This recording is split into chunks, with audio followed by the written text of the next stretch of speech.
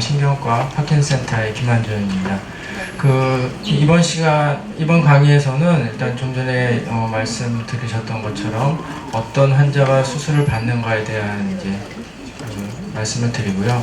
즉 그보다 앞서서 더 중요한 거는 이제 뭐 이런 강의 여러 번 와보신 분들도 계시겠지만은 또 파킨슨병이라는 병 자체에 대해서 익숙하지 않은 분들도 있을 거고 이렇기 때문에, 그리고 또 어떤 환자가 수술을 받는가 하는 얘기가 결국 병을 이해하는 것과 굉장히 밀접한 관계가 있어서 앞부분에서는 파킨슨병에 대해서 간략히 설명을 드리고요. 그다음에 이제 어떤 치료들이 있는지, 그리고 그 중에서 이제 수술과 관련돼서 나타나는 증상, 즉 증상 동요 현상과 이상운동증이라는 증상에 대해서 말씀을 드리고, 이제 뒷부분에서 뇌신부 자극술에 대해서 설명을 드리는 이런 순서로 진행을 하겠습니다. 파킨슨 병은 뭐 여러분 아시는 분 다 아시겠지만은 이제 뇌의 흑질이라는 부위에 도파민 세포가 줄어들어서 도파민 뇌세포가 조금씩 줄어들면서 몸이 잘 움직이지 않는, 떨리고 몸이 굳고 느려지는 것을 포함한 여러 가지 증상이 나타나는 신경퇴행성 질환입니다. 이 신경퇴행성 질환이라는 말은 이제 노화랑 비슷하게 시간이 지나면서 조금씩 뇌세포가 점점 더 줄어든다는 뜻이죠. 그래서 어느 날 갑자기 생기는 병도 아니고 서서히 이 뇌세포가 죽으면서 증상이 조금씩 심해지는 병인데요. 어떤 증상이 나타나느냐? 그럼 잘 아시는 게 이제 떨림, 그 다음에 몸이 굳고 느려지죠. 그리고 이제 병을 좀 어느 정도 앓으신 분들한테서는 균형을 잘 못 잡아서 넘어지거나 걸을 때 불안한 증상이 생기기도 하고요. 구부정해지고, 그 다음에 걸음을 걸을 때 발이 잘 안 떨어져서 주춤주춤하다가 발이 띄어지는 이런 증상이 나타나게 됩니다. 이런 것들은 이제 운동 증상, 그러니까 움직임과 관련된 증상이라고 얘기를 하고요. 그 외에 표정이 없다든가 목소리가 둔해지고 팔을 안 흔들고 뭐 다리가 끌리고 이런 것도 다 운동 증상입니다. 근데 이런 증상은 보통은 다는 아니지만 좌 또는 우 어느 한쪽에서 먼저 시작되는 경우들이 많고요. 레보도파를 포함한 파킨슨 약물에 대개는 반응이 좋아서 이 약을 먹으면 증상이 많이 호전됩니다. 하나하나 구체적으로 말씀드리면 떨림은 눈에 제일 잘 띄는 증상이고요. 뭐 팔, 다리, 그 다음에 턱, 입술, 혀 이런 부분 떨리는 경우도 있는데 70% 이상 환자에서 떨림이 있다고 하니까 역으로 얘기하면 30% 정도 환자는 떨리지 않는 파킨슨병도 있습니다. 그런 경우에도 파킨슨병을 우리가 진단을 할 수가 있고요. 그 다음에 동작을 할 때도 그러니까 보통은 가만히 있을 때 떠는 경우가 많은데 어떤 행동을 할 때 떠는 경우도 있습니다. 그리고 강직이라는 거는 이제 우리가 환자 팔을 이렇게 의사나 검사자가 움직여 봤을 때 좀 힘이 들어가 있는 것처럼 느껴지는 상태를 얘기하고요. 동작이 많이 느려지죠. 그래서 모든 파킨슨병 환자는 굉장히 느린 걸음걸이가 느려지고 동작이 다 느려집니다. 얼굴에 표정이 없고 목소리가 단조로운 것도 결국 느린 동작 때문에 생기는 거고요. 균형장애, 그 다음에 구부정한 자세 이런 것들이 보이게 됩니다. 그 외에 아까 말씀드렸던 것처럼 걸음걸이가 잘 발이 안 떨어지는 이런 증상이 나타나고요. 그 다음에 좌우 어느 한쪽이 심하고 대부분의 환자는 레보도파 또는 파킨슨 약물의 증상이 뚜렷하게 호전이 되는 경우가 대부분입니다. 다만 동작이 느린 거나 강직에 비해서 떨리는 증상은 약을 써도 별로 좋아지지 않는 분들도 종종 있습니다. 그렇지만 그렇더라도 그거는 그래서 뭐 그런 것 때문에 파킨슨병이 아니라고 생각하는 건 아니고요. 그 외에도 이제 여러분이 알고 있는 몸이 굳어지고 느려지고 이런 증상 외에 이제 몸의 움직임과는 상관없이 나타나는 그런 증상들이 있는데 이런 것들을 비운동성 증상이라고 하고요. 여러 가지 신경, 정신계, 수면장애, 자율신경, 소화기통 여러 가지 증상들이 나타납니다. 짧게 보면은 우울증, 무관심, 불안, 인지기능 저하, 망상, 환각 이런 것들이 나타나기도 하고요. 그 다음에 충동조절 장애라고 해서 쇼핑이나 도박이나 이런 데에 옛날보다 많이 빠져들게 되는 이런 경우들도 생깁니다. 수면 장애들도 생길 수 있고요. 낮에 많이 졸린 경우가 있고 밤에 잠을 못 자는 경우도 있고 땀이 많이 나고 소변도 문제가 생기고 앉았다 일어날 때 많이 어지러운 증상이 생기기도 합니다. 침 흘리고 삼키는 게 잘 안 되고 변비가 대부분의 환자에서 나타나고요. 몸이 여기저기 특별한 이유 없이 아픈 경우도 많고 후각의 이상이 생겨서 냄새를 잘 못 맡는 경우도 있고 그렇습니다. 그 외에 이제 피로하고 체중 변화가 생기기도 하고 호흡곤란을 느끼기도 하고 이렇습니다. 근데 이제 이런 여러 가지 증상들, 운동 증상과 비운동 증상이 나타나는 병인데요. 그럼 우리 치료를 어떻게 할 것이냐? 우리가 이런 파킨슨병을 포함한 신경퇴행성 질환을 치료를 할 때 이 병의 이런 치료는 보통 암이라든가 아니면은 세균에 감염됐다든가 이럴 때 치료와는 많이 다릅니다. 개념 자체가. 가장 이제 우리가 원하는 건 병을 다 고쳐서 발병 이전 상태로 되돌아가는 것이 있죠. 그래서 죽은 신경세포를 도로 살려내거나 아니면 그 자리에 새 세포를 넣어주거나 이런 치료를 우리가 이제 가장 좋은 가장 이상적인 치료라고 생각하고 있고, 여러 가지 이제 이런 거를 위해서 연구를 많이 하고 있지만 아직 이런 치료를 하고 있지 못하고요. 병의 진행을 멈추어서 약을 먹는 날부터는 더 이상 병이 나빠지지 않는다. 즉, 도파민 뇌세포가 더 이상은 죽지 않는다. 이런 치료가 있으면은 좋겠죠. 그렇지만 사실은 이렇게 또 아직까지는 되지 못하고 있고요. 진행을 늦춰주는 거. 약을 먹어도 병은 조금씩 진행하고 뇌세포는 조금씩 죽지만 안 먹는 것보다는 그래도 나은. 사실 이런 치료법도 아직 확실하게 입증된 치료법은 없습니다. 몇 가지 약이 이런 효과가 있을 가능성이 있다. 이런 정도까지만 아직까지 나와 있고요. 현재 파킨슨병에서 우리가 쓰고 있는 치료약들은 대부분 이 마지막 효과를 기대하고 있습니다. 뇌세포가 죽는 것 자체에 영향을 미치지는 못하지만은 적어도 몸이 굳고 느려지고 떨려서 불편하고 힘들고 이런 증상들은 많이 편하게 하자는 거죠. 그래서 결국은 도파민 뇌세포가 모자라기 때문에 도파민이라는 물질이 뇌에서 적게 만들어집니다. 그래서 이런 도파민 세포를 다시 살리는 치료가 아니라 부족한 도파민을 약으로 먹어서 채우는 그런 치료를 하는 거고요. 그래서 증상을 호전시키는 거고 뇌세포가 다시 살아나진 않기 때문에 약은 평생을 복용을 해야 됩니다. 치료의 목표는 일상생활을 편하게 잘 유지하도록 하는 것이 목표고요. 그래서 많은 분들이 이제 외래에서 이런 얘기를 하세요. 좋은 약을 주세요. 이번에는 약을 바꾸면 좋은 약으로 바꿔주세요 하는데 좋은 약이 있는 게 아니고요. 나한테 맞는 약이 있는 거고 또 나한테 맞는 약도 이번엔 맞지만 1년 뒤에는 안 맞을 수가 있습니다. 그러니까 지금 현재 내 상황에서 나한테 맞는 약이 있는 거지 가장 좋은 약이 따로 있는 것은 아닙니다. 치료는 어떻게 하냐? 좀 전에 말씀드린 것처럼 도파민 또는 유사한 물질을 이용하여 몸이 잘 움직이도록 하는 거고요. 여러분 알고 있는 약들이 여기 쭉 있을 겁니다. 도파민 계열, 그 다음에 도파민과 비슷하게 만든 약들, 그 다음에 콤투 효소 억제제, 그 다음에 이런 것들을 섞어서 만든 여러 가지 약들이 있고요. 대부분의 환자분들이 이런 약들 한 가지 또는 여러 가지를 조합을 해서 사용하게 됩니다. 그래서 이렇게 조합을 해서 사용해서 약을 드시게 되면은 병의 초기에는 굉장히 증상이 좋아져서 약을 먹고 나면은 병이 걸리기 전만큼 몸이 부드럽고 남이 보면 잘 모를 정도로 좋아지는 분들은 있고요. 한 50, 60%, 70, 80% 정도 좋아져서 전에 약을 안 먹을 때는 내가 굉장히 불편했는데 이제는 일상생활을 하는데 큰 지장이 없다.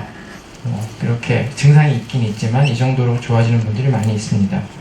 그래서 이제 그런 면에서 약물 치료 효과는 굉장히 좋은데 이런 약물 치료가 한계가 있습니다. 가장 큰 문제가 후기 운동 합병증이라고 얘기하는 건데요. 치료 시작하고 나서 3년에서 5년가 지나면은 약 반수 정도의 환자에서 이런 증상이 나타납니다. 시간이 지나면 조금 더 많은 환자들에서 나타나서 한 8년 지나면 한 80% 정도 환자에서 나타난다고 하는데요. 증상 동요와 레보도파 유발성 이상운동증. 저희가 이제 전보선 외래나 재외래를 다니시는 분들은 외래에서 이제 몸 꼬임이라고 저희가 표현하는 걸 들으셨을 겁니다. 파킨슨병에서 덜덜 이렇게 떨리는 거랑은 다르게 이렇게 팔이나 다리나 목이나 몸통을 이렇게 계속해서 이렇게 꼬면서 움직이는 이런 증상이 나타나게 되고요. 이런 증상이 이제 약이 잘 듣던 분들이 시간이 지나면 나타나는 겁니다. 그래서 이런 것 때문에 아마 이제 일반 대중 사이에는 5년 지나면 약효가 없어진다. 특히 레보도파라는 약을 먹으면 그런 얘기가 이제 퍼져 있는 것 같은데 사실은 5년 지나면 약효가 없어진다는 말은 좀 너무 과장된 표현이고요. 예전만큼의 효과가 잘 나타나지 않는다는 거죠. 그렇지만 그 5년 동안은 그 약을 먹으면서 잘 지내는 거고요. 그 약이 없었으면 그 5년 동안은 훨씬 더 힘들었겠죠. 그렇기 때문에 이것 때문에 약을 레보도파나 아니면 치료약을 시작하는 거를 지연시키는 거는 그렇게 좋은 방법은 좋은 생각은 아니라고 봅니다. 그래서 여기서 증상 동요와 레보도파 유발성 이상운동증 이 두 가지가 이제 가장 대표적인 후기운동 합병증이라고 말씀을 드렸는데요. 이 두 가지가 그러면 어떤 것인지 좀 더 구체적으로 말씀을 드리겠습니다. 증상 동요라는 거는 반복적으로 말씀드리지만 파킨슨병 운동 증상에 대한 치료약물 효과는 굉장히 좋습니다. 그래서 깜짝같이 좋아지는 경우도 있고 그래요. 그래서 특히 환자가 이제 처음에 몇 년 동안은 굉장히 좋고요. 그래서 환자가 약을 하루에 뭐 3번 먹는다 했을 때 어떤 경우에는 점심에 잊어먹고 안 먹어도 저녁 때까지도 굉장히 상태가 좋고요. 뭐 여행은 아니고 외출 나가느라고 약을 빼먹고 가가지고 그날 약을 못 먹었는데도 그 다음날까지도 괜찮고 이런 경우들도 종종 있습니다. 그러니까 하루에 3번 먹는 약이지만 약효를 굉장히 길게 가는 거죠. 만족할 정도의 상태로. 근데 시간이 한 5년 정도 이렇게 지나가면은 예전과 같은 정도로 약을 똑같이 먹어도 약이 지속 시간이 짧아집니다. 그래서 아침에 약을 먹고 점심때가 돼서 약을 먹어야 되는데 점심 먹기 1시간 정도 전쯤 되면 약 기운이 떨어져서 몸이 다시 무거워지고 다시 떨리고 걸음이 잘 안 걸리고 이런 증상이 나와서 이 약 기운이 떨어져서 약을 빨리 먹어야 되겠다 이런 생각이 드는 그런 정도로 확 나빠지고 약을 먹으면 다시 또 약 기운이 도니까 좋아지는데 다시 또 시간이 지나면 다음 약 먹기 전까지 약 기운이 떨어지고 이런 증상이 자꾸 반복이 되는 상황이 됩니다. 그래서 왔다 갔다 한다는 거죠. 간단하게 얘기하면. 그래서 이제 그걸 증상 동요라고 얘기하고요.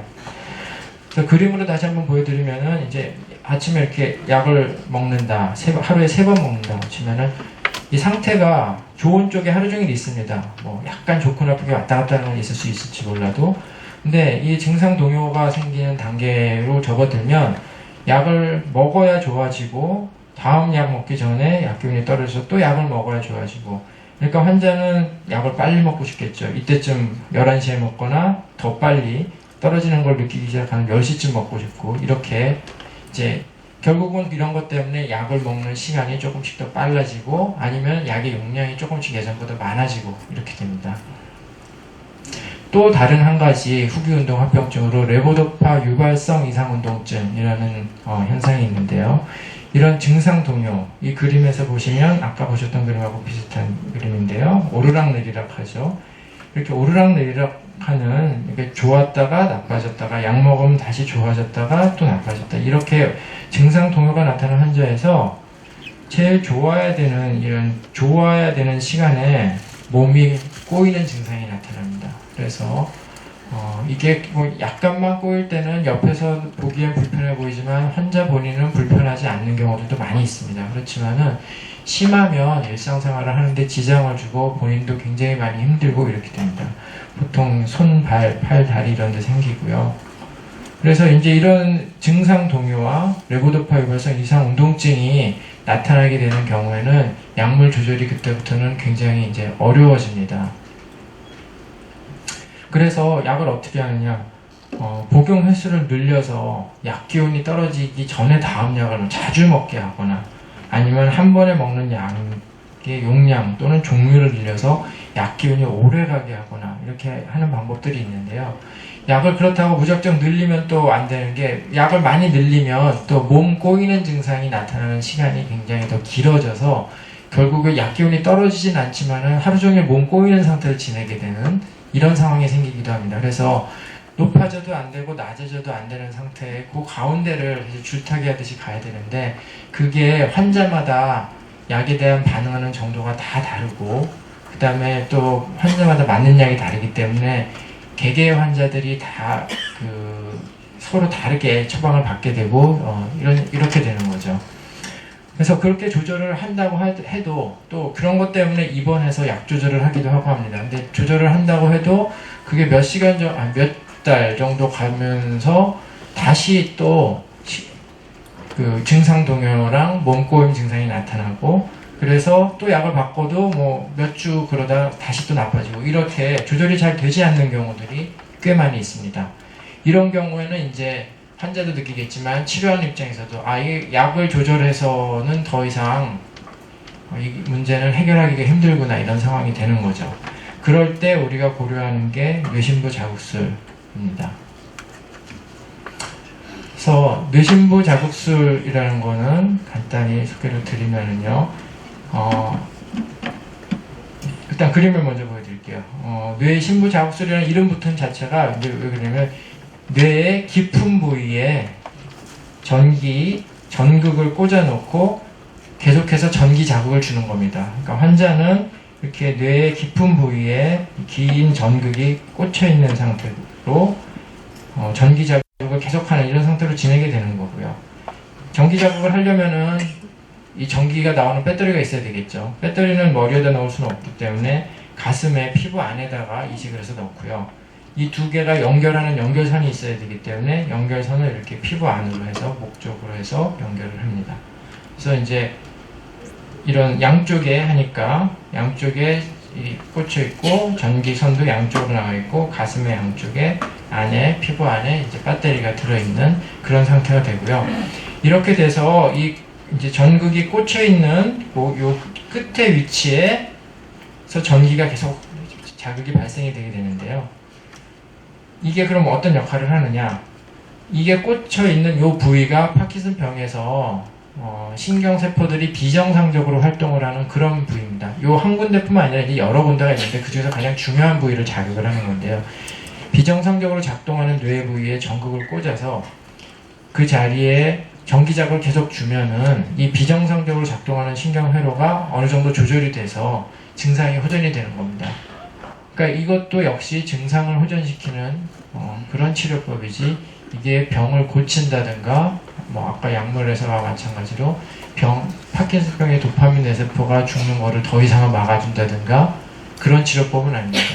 아까 말씀드린 그런 여러 가지 후기 부작용들로 괴로움을 겪는 환자들에서 더 이상 약물 조절로는 이 문제를 해결하기 힘들다라고 판단됐을 때 이제 이런 방법을 동원을 하는 거죠. 그래서 어떤 분들은 이걸 전기적 약물이라고 그냥 표현을 이야기시키고 그렇게 하는 사람들도 있고 그렇습니다.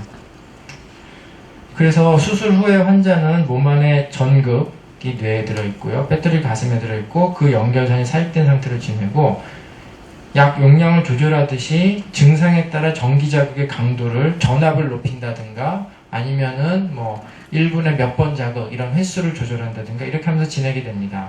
그래서 전기자극은 이제 본인이 하는 게 환자 본인이 하는 건 아니고요. 외래에서 약을 조절받듯이 이 전기자극을 신경과 외래에서 받게 되고요. 이제 리모컨 같은 게 있습니다. 저희 병원에서 갖고 있는 그런 걸 통해서 이제 안에 있는 컴퓨터를 조절을 해서 전기 자극이 변화가 될 수 있도록 그렇게 하고 있습니다.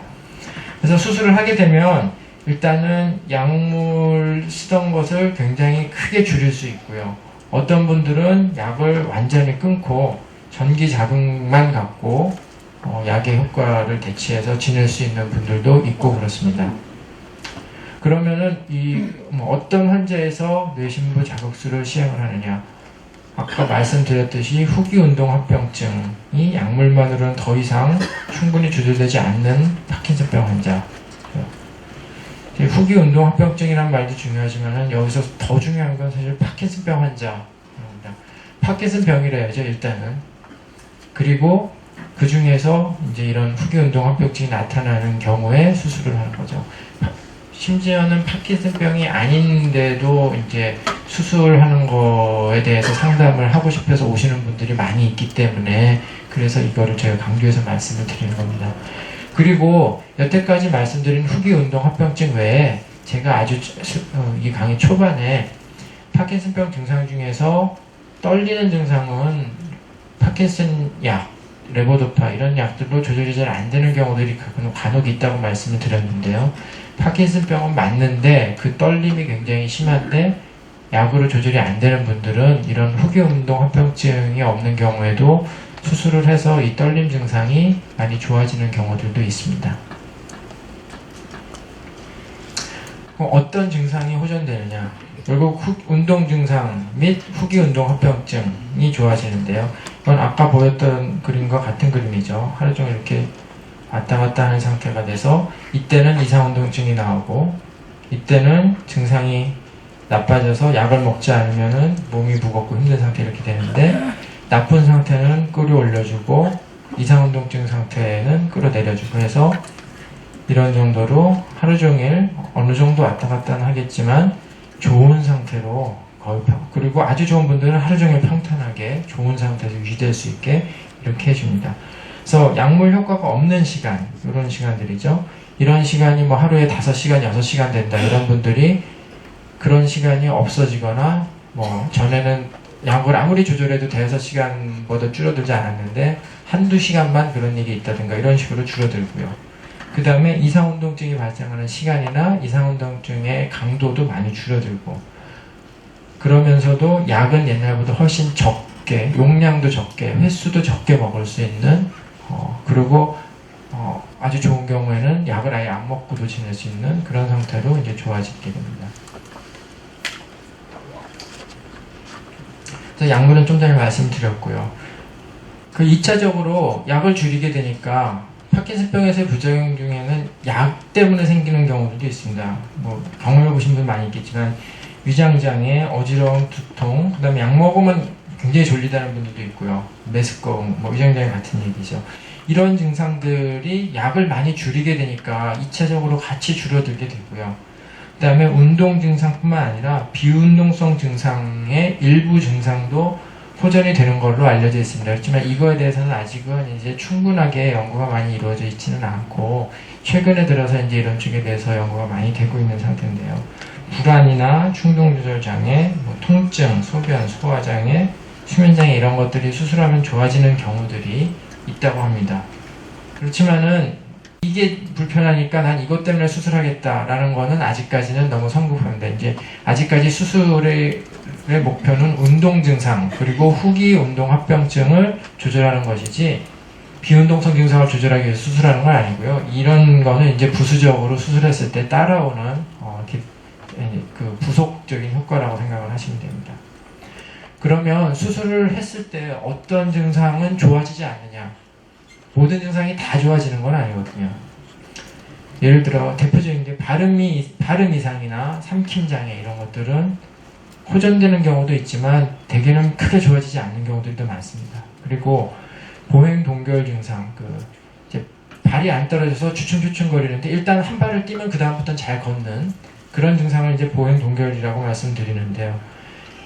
보행 동결이 약 기운이 없을 때 나타나는 분들은 수술하면 많이 좋아지면은 이 수술 전에 약 기운이 충분히 있고 몸이 다 좋은데 이 보행 동결은 약을 먹어도 해결이 안 되는 이런 분들은 수술해도 이게 별로 해결되지 않습니다. 그리고 자세 불안, 잘 넘어지는 증상 이런 것들도 약간은 호전이 되지만은 이런 게 심한 분들은 수술해도 이런 것들은 호전이 되지 않습니다. 보통 이제 저희가 외래에서 설명을 할 때 수술하면은 얼만큼 좋아지느냐 설명을 간단하게 드릴 때 이렇게 얘기합니다. 지금 환자분이 약을 드시고 좋았다 나빴다 왔다 갔다 하면 제일 좋을 때 그때 정도까지 좋아진다고 합니다. 그 이상으로 더 좋아지는 거는 우리가 사실은 그럴 수도 있지만 대개는 기대하지는 않습니다. 지금 현재 약물 치료를 받고 있는 상황에서 하루 중에 제일 좋은 상태, 그 정도 상태까지 좋아지는 게 하루 종일 유지될 수 있도록 하는 게 수술에서 우리가 생각하는 거의 최대의 목표에 가깝다고 생각하시면 됩니다. 그리고 수술로 호전되지 않는 또 다른 증상들이 이제 비운동성 증상 중에 기억력 장애나 치매, 우울증, 후각 이상 이런 비운동성 증상들의 상당수는 별로 좋아지지 않습니다. 그래서 뇌신부 자극술을 많은 환자들이 할 수 있으면 좋겠죠. 그렇지만은 피해야 하는 환자들이 있고요. 실제 우리가 그래서 많은 분들한테는 이런 이유 때문에 환자분은 수술에 해당이 안 됩니다. 아니면은 지금은 하지 않는 게 좋겠습니다. 이런 식으로 설명을 드리게 되는 경우들이 많이 있습니다. 이제 제일 대표적인 경우가 파킨슨병이 아닌 경우죠. 여기 슬라이드는 없지만 아까 말씀드린 것처럼 파킨슨병과 비슷한 병 여기 있는데요. 파킨슨병과 비슷한 병이라는 거는 파킨슨병 외에 파킨슨 증후군이나 혈관성 파킨슨병이나 이런 경우를 다 포함을 합니다. 이런 경우에는 사실 수술해서 별로 좋아지지 않고요. 우리가 환자를 수술하기 전에 열심히 평가하는 이유 중에 하나는 우리가 실수로 이런 환자가 파킨슨병 환자인 줄 알고 수술할까봐 그런 환자를 골라내려고 환자를 열심히 보는 겁니다. 파킨슨 증후군은 아직까지는 수술을 해가지고 좋아진다는 그런 증거가 별로 없기 때문에 저희가 하지 않고요. 그 다음에 파킨슨 약의 효과가 뚜렷하지 않은 환자, 사실 이런 환자들이 대부분 이제 파킨슨 증후군 환자인 경우가 많습니다. 나는 파킨슨병을 앓은 지 지금 한 3년 됐는데 약을 먹고 좋아진다는 거를 한 번도 느낀 적이 없다. 먹을 때나 안 먹을 때나 똑같다. 이런 분들인 경우에는 굉장히 주의 깊게 저희가 봐야 됩니다. 그래서 약이 안 들으면 수술을 하는 게 아닙니다. 약이 잘 듣던 사람이 잘 듣던 약이 하루 중에 잘 듣다, 약균이 떨어졌다 왔다 갔다 하는 이런 분들이 수술을 하는 거라고 생각을 하시면 되고요. 그 외에 이제 내가 지금 가장 불편하고 치료하고 싶은 증상이 따로 있는데 그 증상 때문에 나는 수술하고 싶다라고 생각하지만 사실은 그 증상은 수술로 좋아지지 않는 증상인 경우, 뭐 예를 들면 이제 발음, 난 발음이 파킨슨병 걸려서 발음이 너무 나빠졌어요. 그런데 수술해서 이 발음이 좋아지면 좋겠습니다 라고 얘기하시는 경우에는 아까 말씀드렸듯이 발음은 수술로 안 좋아지는, 별로 좋아지지 않는 경우가 많거든요. 좋아질 수도 있겠지만은 이제 그런 경우에는 피하는 게 좋고요. 치매가 있는 경우, 그 다음에 심한 우울증이나 심한 기타 정신과적 증상이 있는 경우, 그리고 고령인 경우, 고령이 정확한 기준은 없습니다. 옛날에는 뭐 70세에서 나누고 했는데 그 이상의 환자분들도 많이 하고요.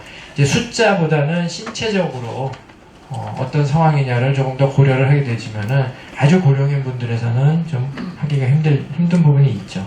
그 다음에 다른 주요 뭐 암이라든가 아니면은 이제 수술을 하기 힘든 다른 이유가 질환이 있는 분들이라든가 이런 분들의 경우는 잘 하지 않습니다. 수술해서 이제 아까 좋아지는 부분들에 대해서 말씀을 드렸고 좋아지지 않는 부분에 대해서 말씀드렸는데 그 외에 이제 부작용 또는 원치 않는 결과가 나오는 경우도 분명히 있습니다. 이제 효과가 기대했던 것만큼 뚜렷하지 않은 분들도 있고요. 흔치는 않지만 전극을 꽂았는데 생각해보니까 우리가 생각했던 제일 좋은 위치가 아닌 다른 위치에 가서 그렇게 이제 정확히 꽂기 위해서 여러 가지 방법들을 동원하고 노력을 기울이지만은 간혹 가다 보면은 이런 위치에 수정이 필요한 환자들이 생기는 경우가 있습니다. 그래서 재수를 하는 경우들이 있고요. 기계가 고장나면 안 되겠지만은 이런 연결선이나 이런 것들이 문제가 생기는 경우들이 뭐 분명히 있을 수는 있고요. 그 외에 이제 꼭 뇌신부작수 아니어도 이게 수술이다 보니까 일반적인 뇌수술의 부작용이 생길 수가 있죠. 뇌출혈이나 감염이나 신경학적 이상, 뭐 통증, 두통 이런 게 생길 수 있고요. 근데 대개 뭐 이런 문제들은 일시적이거나 우리가 대처 가능한 경우들이 더 많습니다. 시간이 지나면 해결이 되는 경우들이 더 많죠. 그래서 이제 수술을 하기 전에 우리가 환자들을 최대한 자세히 파악을 하려고 합니다. 환자분이 수술하고 싶다고 해서 바로 수술을 하는 건 아니고요. 이제 가장 중요한 거는 수술이 가장 최선의 치료인가라는 거죠. 약물 조절로 증상 조절이 가능하다면 굳이 수술을 할 필요가 없겠죠. 아까 말씀드렸듯이 약을 조절을 이렇게 저렇게 해봐도 안 되니까 수술을 한다고 했는데 또 어떤 환자들은 약물 조절을 하면 1년, 2년 그 약만으로도 또 잘 지내는 분들도 있습니다. 그렇기 때문에 약물 조절로 증상 호전이 가능하다면 굳이 수술을 할 필요가 없는 경우들도 있고요. 그 다음에 수술로 호전될 증상이 과연 환자에게 불편을 초래하는 증상인가. 떨림이 이제 약기운이 떨어지면 떨림이 좀 나타나는데 그게 별로 그렇게 불편하지 않다. 만약에. 그러면은 그거를 잡기 위해서 약으로 조절이 안 된다고 굳이 수술을 꼭 해야 되는 건 아니거든요. 그러니까 그게 정말 불편하냐라는 것도 중요한 거고요. 그 다음에 앞에서 말씀드린 거랑 같은 내용인데 환자가 고치고 싶은 증상이 수술로 좋아지는 증상이냐 이거에 대해서는 이제 그래서 치료진하고 환자하고 상의를 많이 해야 되고요.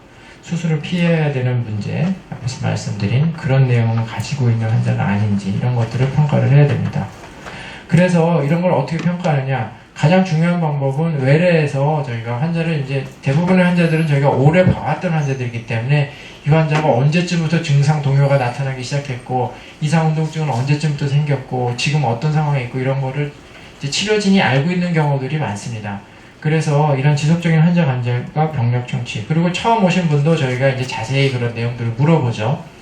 그래서 이런 걸 통해서 수술이 하는 게 뭐 도움이 되겠다 생각을 해봐야 되겠다 이런 결정을 하게 되고요. 파킨슨 일기를 작성하시도록 해가지고 하는 경우들도 있습니다. 지금 이제 이 일기가 쉽지가 않기 때문에 일기보다는 이런 환자 관찰, 병력 청취 이런 거가 사실은 저희한테 훨씬 더 중요하고요.